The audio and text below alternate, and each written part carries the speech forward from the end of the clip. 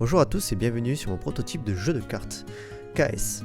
Vous incarnez des aventuriers engagés par une guilde pour récupérer une épée de légende. Cette épée de légende se trouve au fond d'un donjon gardé par des monstres et un boss.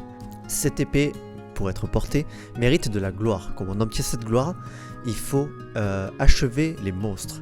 Donc le but du jeu, c'est de travailler tous en équipe pour remporter le combat, mais ultimement de vous mettre des bâtons dans les roues pour mettre le dernier coup sur les monstres. Vous avez plusieurs classes de personnages que vous pouvez choisir, chacun possède une capacité active et une capacité passive, en tout cas pour la majorité. Ces capacités peuvent vous donner des trésors, influencer le combat, influencer les ennemis, influencer la position dans le plateau, plusieurs manières de faire.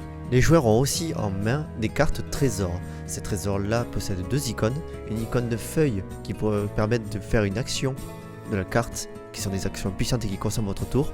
Elles peuvent être jouées uniquement pendant le tour du joueur. Et vous avez aussi une icône étoile qui permettent d'enclencher un effet de surprise puisqu'ils peuvent être enclenchés n'importe quand durant la partie. Ces cartes trésors s'obtiennent via des compétences mais aussi en achevant des monstres indiqués sur la carte.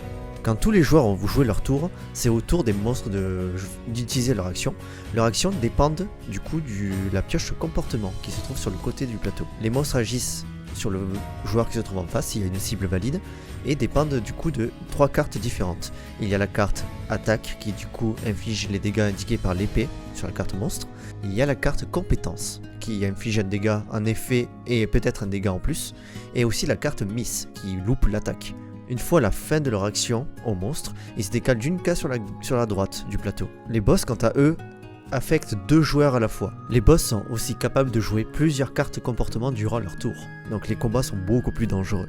Si les joueurs remportent la victoire contre le boss, à ce moment-là c'est la séquence épée de légende. Vous avez trois cartes épée de légende face cachée sur le plateau, et les joueurs qui ont les jetons de gloire peuvent en dévoiler une. C'est d'abord celui qui a achevé le boss qui en dévoile deux, et ensuite le dernier qui a achevé le dernier monstre du combat précédent qui révèle la dernière. Celui qui a la véritable épée de légende gagne la partie. Tous les moyens sont valables pour remporter la victoire et la gloire. Vous pouvez soigner l'adversaire pour gagner du temps, vous pouvez aiguiser votre arme ou celle de l'ennemi, poser malencontreusement une bombe près d'un coéquipier, ressusciter le boss. Vraiment, tout est valable pour mettre le coup final et remporter la gloire. À vos armes.